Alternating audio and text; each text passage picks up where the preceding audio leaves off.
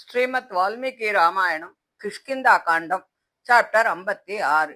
சீதையை தேடும் பணியில பல திசைகளிலும் அலைந்து மிகவும் சோர்வடைஞ்சு போயிருந்த வானரர்கள் எல்லாரும் ஒரு மலைப்பகுதியில் ஒன்று கூடி உட்கார்ந்துருக்கா. தேடுதல் எந்த பயனும் இன்றி முடிஞ்சதால அவர்கள் ரொம்ப மனசு உடைஞ்ச நிலையில தான் இருந்தா. அந்த நேரத்துல ஜடாயுவின் அண்ணனும் கழுகுகளின் அரசனுமான சம்பாதி அவர்கள் உட்கார்ந்துட்டு இருந்த அந்த இடத்தை நோக்கி வரார். இந்த சந்திப்பு சீதையை பற்றிய முக்கியமான தகவல் வெளிப்படுத்துவதற்கான ஒரு தொடக்கமாக அமைஞ்சு போச்சு. அந்த கழுகு அரசன் சம்பாதி என்ற பெயரை உடையவன். அவன் நீண்ட ஆயுளை பெற்ற ஒரு பறவையாக இருந்தான். ராமபிரானுக்காக உயிரையே அர்ப்பணித்த ஜடாயுவின் அண்ணனாக இருந்தான். மிகுந்த பெருமை, வலிமை, வீரம் ஆகியவற்றால உலகில் புகழ் பெற்றவனாகவும் இருந்தான். ஆனால் வயது முதிர்ந்தவனாக இருந்தாலும் அவனது அனுபவமும் அறிவும் ரொம்ப சிறப்பாத்தான் இருந்தது. விந்திய மலையில் இருக்கக்கூடிய தனது குகையிலிருந்து சம்பாதி வெளியிலே வரான். அப்போ அங்க உட்கார்ந்து இருக்கக்கூடிய வானரர்களை எல்லாம் பார்க்கறான். அவளை பார்த்த உடனே அவருக்கு ரொம்ப சந்தோஷமா போச்சு. அதுக்கு என்ன காரணம் அப்படின்னா, அவர்களையே தன்னுடைய உணவாக கொள்ளலாம் என்ற அந்த எண்ணம் தான் அதுக்கு காரணம். அதனால தனது எண்ணத்தை வெளிப்படுத்தக்கூடிய வகையில சம்பாதி பேசத் தொடங்குறார். உலகில் நடைபெறும் அனைத்தும் விதியின் ஏற்பாட்டின்படிதான் நடக்கிறது. நீண்ட நாட்களாக உணவே கிடைக்காம இருந்த எனக்கு இந்த வானரர்களே விதியால அனுப்பப்பட்ட உணவாக வந்திருக்கா அப்படின்னு தவறாக நினைச்சுண்டு சந்தோஷப்படுறார். வானரர்கள் எல்லாரையும் பார்த்த சம்பாதி இவாளையெல்லாம் ஒத்தருக்கு பின் ஒத்தராக நான் சாப்பிடுவேன் அப்படின்னு சொல்றார்.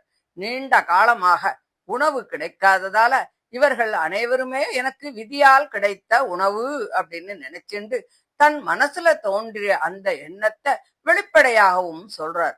இதை கேட்டதும் வானரர்களுக்கு இன்னும் பயம் ஜாஸ்தி ஆயிடுச்சு. உணவின் மீது பேராசை கொண்டிருந்த சம்பாதியின் வார்த்தைகளை கேட்ட அங்கதன் ரொம்ப மனசு வேதனையை அடையறான். ஏற்கனவே சீதையை தேட முடியாமல் துக்கத்துல இருந்த வானரர்களுக்கு இப்போது உயிருக்கும் ஆபத்து வந்துட்டதாக நினைக்கிறான். அந்த கவலையோடு அனுமனை பார்த்து பேச ஆரம்பிக்கிறான். இதோ பாரு, சீதையை தேடி வந்த நமக்காக யமதர்மனே நேர்ல வந்திருக்கிற மாதிரி இந்த கழுகு இங்க வந்திருக்கு. இது நமக்கு மிக பெரிய ஆபத்தாத்தான் தோணருது அப்படின்னு ரொம்ப கவலையோடு சொல்றான். அவர்களுடைய நிலை இன்னும் மோசமா போச்சு அப்படின்னு அவன் நினைக்கிறான். ராமபிரானோட பணி இன்னும் நிறைவேறல. நமது அரசனான சுக்ரீவனின் கட்டளையையும் நாம இன்னும் நிறைவேற்றல. இந்த நிலையில போரும் வராயத்துக்கு எதிர்பாராத இந்த புதிய ஆபத்து வேற திடீர்னு நம்ம கிட்ட வந்திருக்கு அப்படின்னு சொல்றான். தாங்கள் கடமையை முடிக்க முடியாம உயிரிழக்கும்படி ஆயிடுமோ அப்படிங்கிற வேதனை அவன் மனசுல பொங்கி பெருகித்து. வைதேகியான சீதைக்கு நன்மை பண்ணணும் அப்படிங்கிற விருப்பத்தால கழுகுகளின் அரசனான ஜடாயு அந்த மகத்தான செயலை பண்ணினான். அப்போது நடந்த அந்த நிகழ்ச்சியும் ஜடாயு செய்த அனைத்தையும் நீங்கள் முழுமையா கேட்டிருக்கேள் அப்படின்னு சொல்றான். ஜடாயுவின் தியாகமும் ராம காரியத்துல அவன் காட்டின அர்ப்பணிப்பும் அனைவருக்கும் நன்றாக தெரிந்தது அப்படிங்கறத எல்லாருக்கும் அவன் நினைவூட்டுறான். அதுபோல விலங்கு யோனியில் பிறந்த உயிர்கள் கூட ராமனுக்கு பிரியமான செயல்களை செய்யறதுக்காக தங்கள் உயிரையே விட்டுறது. அதை போலவே நாங்களும் ராமனின் காரியத்திற்காக உயிரை தியாகம் செய்ய தயாரா இருக்கோம் அப்படின்னு சொல்றான். ஜடாயுவின் தியாகத்தை எடுத்துக்காட்டாக கொண்டு தங்களுடைய உறுதியையும் வெளிப்படுத்தி சொல்றான்.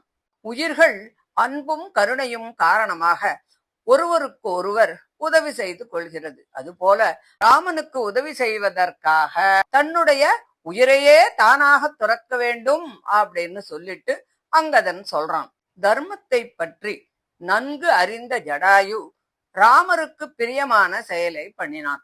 ஆனால் நாங்கள் ராகவனின் காரியத்திற்காக பாடுபட்டு மிகவும் களைத்து போன நிலையிலே இருக்கிறோம்.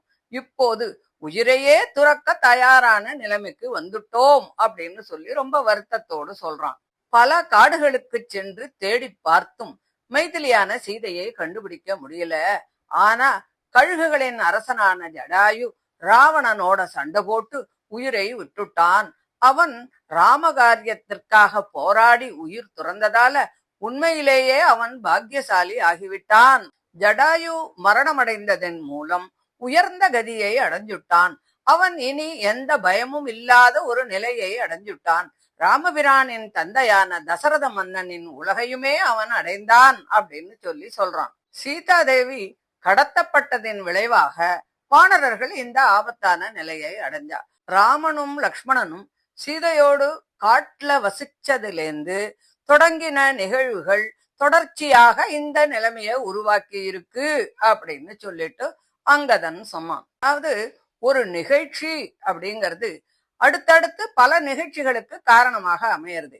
அதனால எந்த செயலை செஞ்சாலும் அதன் விளைவுகளை எண்ணித்தான் செயல்படணும். அங்கதன் மேலும் தொடர்ந்து சொல்றான். ராகவனான ராமனின் அம்பினால வாலி கொல்லப்பட்டான். அதுபோல ராமனின் கோபத்தால மீதமுள்ள அரக்கர்களும் அழிஞ்சு போயிடுவா. இவை அனைத்திற்கும் ஆரம்ப காரணம் என்ன அப்படின்னு பார்த்தா கைகை பெற்ற அந்த வரங்கள் தான். அதனால தான் இந்த நிகழ்வுகள் அனைத்தும் ஒண்ணு பின்னாடி ஒண்ணு நடக்கிறது. இப்படி துயரமிக்க சொற்களை எல்லாம் சொல்லிக்கொண்டு சோர்வோடு விழுந்து கிடக்கும் அந்த வானரர்களின் நிலையை கண்டதும் பேரறிவுடைய கழுகரசனான சம்பாதியின் மனசு ரொம்ப கலங்கி போச்சு. அவர்கள் மீது இரக்கம் கொண்டு பரிதாபத்தோட பேச ஆரம்பிக்கிறார். என்ன பேச போறார் அத நம்ம அடுத்த ஆடியோல பார்க்கலாம். உண்மையான அறிவு கருணையை உருவாக்குறது. பிறரின் துயரத்தை கண்டு மனசு உருகிறது மனிதனுடைய ஒரு உயர்ந்த பண்பு. இரக்கம் தோன்றும் இடத்துலதான் உதவி செய்யணும் அப்படிங்கிற எண்ணமும் பிறக்கிறது அப்படிங்கறத நாம இதுல தெரிஞ்சுக்கலாம். தொடர்ந்து 57வது அத்தியாயத்தை அடுத்த ஆடியோல பார்க்கலாம். தேங்க்யூ.